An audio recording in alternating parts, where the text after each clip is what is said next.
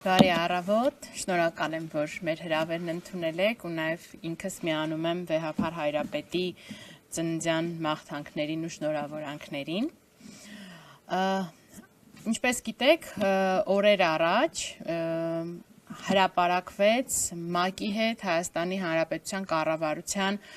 հաղորդակցությունը, որի մասին նախկինում ևս տվեցինք որոշակի մեկնաբանություններ, բայց այս ասուլիսը առավելապես կենտրոնացած է այդ հաղորդակցության վրա ավելի շատ լույս սփռելու, ձեր հուզող հարցերին պատասխանելուն ու նաև ազդարարելուն, որ թեև կարող էր տպավորություն ստեղծվել, որ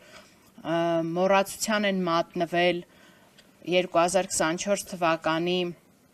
հունիսի 12-ի հանցագործության զոհերը, այս ասուլիսի նպատակն է առաջին հերթին այդ մարդկանց, ովքեր տուժել են հունիսի 12-ի վայրագություններից, ասել, որ մենք հետևողական ենք լինելու իրենց իրավունքների պաշտպանության գործում։ Եվ երբ պատրաստվում էինք այս ասուլիսին, երկու այսպես կարևոր արձանագրում պետք է անեինք։ Առաջինը, որ այս ասուլիսի ավարտից հետո ՄԱԿ-ի փորձագետներին կուղարկվի մեր կողմից ներկայացվող փաստարկները, լրացուցիչ փաստարկները եւ բոլոր այն հակափաստարկները,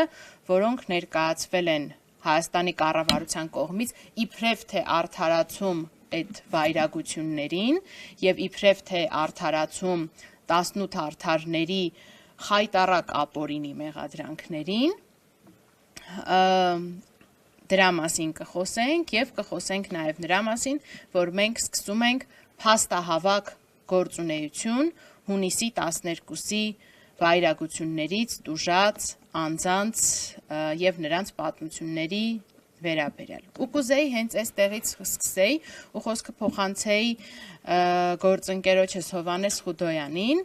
որը այս մեր ամբողջ աշխատանքներում շատ ծանրաբեռնված գրաֆիկում, երբ մենք աշխատում ենք, շատ պատահաբար